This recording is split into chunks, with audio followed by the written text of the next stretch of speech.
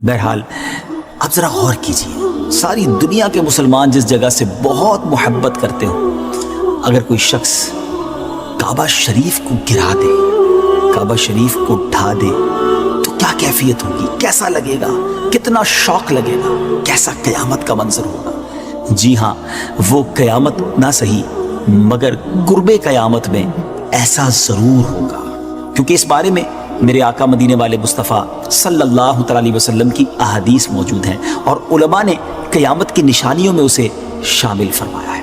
वो काबे का गिरा दिया जाना है। जी हाँ नाज़रीन, क़यामत से पहले ऐसा होगा, उसके बारे में भी आपको मैं बताऊंगा, मगर आइए मैं आपको हिस्ट्री में लिए चलता हूँ। चंद 100 साल पहले कोई आया था गिराने काबे को, इरादा बड़ा पक्का था, प्लानिंग भी बड़ी ज़बरदस्त थी कि काबे को माअल्लाह नक्शे से हटा दिया जाएगा।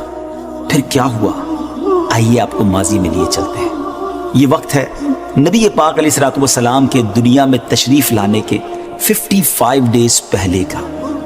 एक बादशाह यमन का था जिसका नाम था अबरहा। उसे बड़ी तकलीफ थी कि लोग काबे का हज क्यों करते हैं। वो चाहता था कि सनआ के अंदर, यमन का एक सिटी है, कि उसमें लोग आए। उसने एक बड़ा सा गिरजा घर बनाया हुआ था कि लोग वहां पर आएं और वहां सालाना जमा हों और गोया हज करें। उसका ऑल्टरनेट ये था उसके जहन में कि काबे को ख़त्म कर दिया जाए और ताकि लोग यमन आकर, सनआ आकर हज करें। वो गैर मुस्लिम था, प्लान बड़ा ख़तरनाक था। उसने क्या किया, नाज़रीन ज़रा समझिएगा। आज के ज़माने में जो जंग होती है वो वेपन्स के ज़रिए होती है। टैंक के मुकाबले में टैंक्स आते हैं, एयरक्राफ्ट के मुकाबले में एयरक्राफ्ट आते हैं। बर्री फ़ौज जो ज़मीनी फ़ौज होती है उसके सामने ज़मीनी फ़ौज आती है। बहरी फ़ौज के सामने यानी नेवी के सामने नेवी होती है। उस ज़माने में घोड़ों से, ऊँटों पर पैदल लड़ाई होती थी। एक बड़ा वेपन लेकर, एक बड़ी रिसोर्स और बड़ी तैयारी करके अबरहा ने क्या किया कि हाथियों का लश्कर लेकर आ गया। हम कह सकते हैं कि उस ज़माने में सबसे बड़ा उसने वेपन यूज़ किया कि हाथी जो हैं वो सब चीज़ों को तहस नहस कर देंगे। मक्के वालों पर रोक डालने के लिए मक्के शरीफ के करीब पहुंचकर उसने पहला ऑर्डर ये दिया कि मक्के वालों के तमाम जानवर जो हैं वो गोया गिरफ्तार कर लिए जाएं, कंट्रोल कर लिए जाएं। अब उनके सिपाहियों ने क्या किया कि मक्के शरीफ के लोगों के जानवर पकड़ कर ले आए, बकरियां, गायें, जो रेवड़ वगैरह होते हैं। और आप समझते हैं कि गांव के लोगों के, और ख़ास तौर पे पहले ज़माने में लोगों का यही रोज़गार और यही आमदनी का ज़रिया हुआ करता था। अब मक्के वाले परेशान हुए। उस ज़माने में उस कौम के लीडर कोई और नहीं, हमारे आका मदीने वाले मुस्तफ़ा सल्लल्लाहु अलैहि वसल्लम के मुबारक दादा जान हज़रत अब्दुल मुत्तलिब थे। हज़रत अब्दुल मुत्तलिब उस कौम को लीड करते हुए अबरहा के पास आए। वो अपने खैमे में बड़े कर्रो फर्क के साथ, बड़े प्राउड तकब्बुर के साथ बैठा हुआ था। हज़रत अब्दुल मुत्तलिब जब उसके खैमे के अंदर जाने लगे, उसके सिपाहियों ने बताया कि मक्के का सरदार आया है। उसने जहन में ये सोचा कि अब नेगोशिएशंस होंगी, वो रिक्वेस्ट करेगा, लगता है रोब में आ गए हैं। बड़ा उसे खुशी हुई। लेकिन जैसे ही उसके खैमे में, उसके टेंट में हज़रत अब्दुल मुत्तलिब दाखिल होते हैं, सुभान अल्लाह, उनकी पेशानी पर नबी पाक का नूर छलकता था। क्या नूर नबूवत का रोब था, क्या जगमगाता चेहरा था। जैसे ही आप उस टेंट में दाखिल होते हैं, अबरहा रोब से अपनी जगह से खड़ा हो गया। बड़ी इज्जत और ताज़ीम और रिस्पेक्ट के साथ अपने साथ उसने बिठाया। हज़रत अब्दुल मुत्तलिब ने गुफ्तगू शुरू की, मगर वो गुफ्तगू अबरहा के लिए अनएक्सपेक्टेड थी कि उस पूरे जो रेवड़ और जानवर उसने गिरफ्तार किए थे, पकड़ लिए थे, उसमें कई जानवर हज़रत अब्दुल मुत्तलिब के भी थे। तो हज़रत अब्दुल मुत्तलिब ने कहा कि ए अबरहा, तुमने हमारे मक्के वालों के जानवर पकड़ लिए हैं, मैं इसलिए आया हूं कि तुम उन जानवरों को छोड़ दो, रिहा कर दो। अबरहा कहता है कि मैं तो समझा कि आपको काबे से बड़ी मोहब्बत होगी, और मैं तो आपकी इबादत गाह, मुसलमानों का जो मरकज़ और मंबा है, यानी काबा शरीफ को गिराने आया हूं, और आप मुझसे अपने जानवरों की बात कर रहे हैं। मैं तो आपको अपनी कौम का सरदार समझता था। हज़रत अब्दुल मुत्तलिब ने नाज़रीन जो जवाब दिया, one of the beautiful answer of the history, आप कहते हैं कि काबा मेरा घर नहीं है, वो जिसका घर है उसकी हिफाजत वही करेगा। जानवर हमारे हैं, तुम हमें वो लौटा दो। बड़ी अजीब बात थी नाज़रीन, ये अजीब सी डिस्कशन थी जो दो लीडर्स के दरमियान हुई। अबरहा बड़ा हैरान भी हुआ और उसने ऑर्डर कर दिया कि ठीक है, इनको अपने जानवरों की पड़ी है तो जानवर रिलीज कर दिए जाएं। जानवर रिलीज कर दिए गए। वो सारे एनिमल्स हज़रत अब्दुल मुत्तलिब लेकर गए, मक्के के लोगों में डिस्ट्रीब्यूट किया, और फिर लोगों से कहा कि सारे लोग मक्का पाक के आसपास के पहाड़ों पर चले जाएं और अब अल्लाह की कुदरत का नज़ारा देखने के लिए तैयार हो जाए। ناظرین یہ ہسٹری میں عجیب جنگ تھی، ایک عجیب یوں سمجھیے حملہ تھا کہ جس کے سامنے رکاوٹ ڈالنے والا کوئی شخص نہیں تھا۔ حضرت عبد المطلب نے تمام لوگوں کو گویا راستے سے ہٹا دیا، ابرہہ کے لیے گویا راستہ کلیئر تھا، nobody there to defend کعبہ شریف۔ مگر پھر کیا ہوا؟ حضرت عبد المطلب نے قوم کے لوگوں کو تو پہاڑ پر بھیج دیا، مگر خود اب کعبہ مشرفہ کے دروازے پر آتے ہیں اور گڑ گڑا کر اللہ کریم کی بارگاہ میں ان تاریخی الفاظ کے ساتھ دعا کرتے ہیں کہ رب کریم، آج ان بدبختوں نے، ان بے ایمانوں نے تیرے گھر کو مٹانے کا ارادہ کیا ہے۔ اے اللہ، دنیا میں جس کا گھر ہوتا ہے وہ اس کی حفاظت کرتا ہے۔ اے اللہ، کعبہ تیرا گھر ہے، اب اس کی حفاظت تیری ذمہ داری ہے۔ کچھ انہی الفاظ کے ساتھ، گریہ و زاری کے ساتھ حضرت عبد المطلب دعا کرتے رہے اور بڑے پیارے الفاظ میں عرض کی کہ یا اللہ، آج ان غیر مسلموں کے مقابلے میں اے رب کریم ایمان والوں کی مدد فرما۔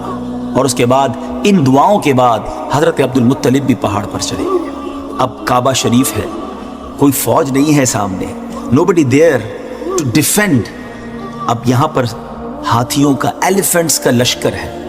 مگر اب ایک عجب نظارہ دنیا نے دیکھا کہ جب ابرہہ نے اپنے ہاتھیوں کو حکم دیا کہ مکہ پاک پر چڑھائی کر دی جائے اور سب چیزوں کو ملیاں میٹ کر دیا جائے، کعبے کی اینٹ سے اینٹ بجا دی جائے، مگر جس لشکر کا لیڈر ایلیفنٹ جو تھا، جس پر ابرہہ خود سوار ہوتا تھا، اس کا نام تھا محمود۔ ناظرین، جب وہ محمود کو کھڑا کر کے کعبہ شریف کی طرف گویا مارچ کرنے کی کوشش کرتا تو محمود ٹس سے مس نہ ہوتا، ایک قدم بھی آگے نہ بڑھاتا۔ بہت کوشش کی کہ کسی طرح لشکر کعبے کی طرف چلا جائے، وہ جانے کے لیے ہاتھی تیار نہ ہوتے، اسے کسی اور مخالف سم چلایا جاتا تو وہ چلنے لگتے، مگر کعبہ شریف کی طرف مڑ کر وہ نہ جاتے۔ اور پھر اللہ تعالیٰ نے اپنی قدرت کا وہ نظارہ دکھایا۔ میں نے آپ کو پہلے بات کہی تھی کہ دنیا میں جب بھی لڑائی ہوتی ہے تو جیسا ہمارے پاس ویپن ہوتا ہے، دشمن بھی وہی اپلائی کرتا ہے۔ دشمن کے پاس جو ویپن ہوتا ہے، کوشش کی جاتی ہے اسی سے اس کا رپلائی دیا جائے۔ مگر یہ عجب نظارہ تھا کہ ایک طرف ہاتھی تھے، ایلیفنٹ تھے۔ آپ سمجھ سکتے ہیں کہ کتنا بڑا جانور ہوتا ہے۔ اگر اسے واقعی مارنا تھا تو ایک بڑی چٹان بھیجی جاتی جو لاجک کہتی ہے، مگر رب قدیر کو اپنی قدرت کا نظارہ دکھانا تھا۔ اللہ تعالیٰ نے اتنے بڑے ہاتھیوں کے لیے بھیجا کیا؟ چھوٹا سا پرندہ، چڑیا جتنا پرندہ۔ اور اس کے پنجوں میں کیا تھا؟ اس کے پنجوں میں کوئی چٹان نہ تھی۔ چڑیا جتنا پرندہ کتنا بڑا پتھر اٹھا سکتا ہے؟ کنکریاں تھی۔ ناظرین، پھر کیا ہوا وہ ضرور بتاتا ہوں، مگر اب اس پورے پس منظر کے بعد جب آپ سورہ فیل کی تلاوت سنیں گے، جو کئی بار سنی ہوگی نماز میں، کئی بار قرآن میں پڑھی ہوگی، مگر اب اس بیک گراؤنڈ کے ساتھ جب آپ اسے پڑھیں گے تو انشاءاللہ اس کا لطف بھی اور آئے گا، اور یہ ساری ہسٹوریکل جو سٹوری ہے، ہسٹوریکل ایونٹ جو ہے، وہ گویا آپ کی آنکھوں کے سامنے آ جائے گا۔ اللہ کریم قرآن مجید میں کیا ارشاد فرماتا ہے؟ 30 چیپٹر میں اللہ فرماتا ہے، بسم اللہ الرحمن الرحیم، ألم تر كيف فعل ربك بأصحاب الفيل ألم يجعل كيدهم في تضليل وأرسل عليهم طيرا أبابيل ترميهم بحجارة من سجيل فجعلهم كعصف مأكول۔ اب آئیے اس کا ترجمہ سنتے ہیں۔ یعنی اے محبوب، کیا آپ نے نہ دیکھا کہ آپ کے رب نے ان ہاتھی والوں کا کیا حال کر ڈالا؟ کیا ان کے داؤں کو تباہی میں نہ ڈالا اور ان پر پرندوں کی ٹکڑیاں بھیجی تاکہ انہیں کنکر کے پتھروں سے مارے تو انہیں چبائے ہوئے بھس جیسا بنا ڈالا۔ سبحان اللہ تعالیٰ نے اپنی قدرت کا ایسا نظارہ دکھایا کہ جب ابرہہ اور اس کے لشکریوں کا یہ انجام ہوا نا ناظرین، تو عبد المطلب پہاڑ سے نیچے اترے۔ ہوا کیا کہ ان ابابیلوں نے جب اپنے پنجوں سے کنکر پھینکے، قدرت کا نظارہ یہ تھا کہ وہ ایک کنکر ہاتھی سوار جو فیل کے اوپر، جو ہاتھی کے اوپر، ایلیفنٹ کے اوپر بیٹھا ہوا سوار تھا، رائڈر تھا، اس کے سر پہ گرتا، اسے چیرتا، ایلیفنٹ کو چیرتا اور زمین میں پیوست ہو جاتا اور اس کے پرخچے اڑ گئے۔ جیسے قرآن نے کہا نا، فَجَعَلَهُمْ كَعَصْفٍ مَأْكُولٍ، چبائے ہوئے بھس جیسا بنا ڈالا، پرخچے اڑ گئے، ان میں کوئی باقی نہ بچا۔ اب پوری دنیا پر ایک روپ طاری ہو گیا کہ کعبے کی جو ہے وہ بے حرمتی نہیں ہو سکے گی، کعبے کو کوئی اٹیک کرنے والا اب ہمت نہ کر سکے گا۔ حضرت عبد المطلب کی عزت پہلے ہی بہت تھی، اب اور زیادہ ریسپیکٹیبل بن گئے۔ ویڈیو دیکھنے کا شکریہ۔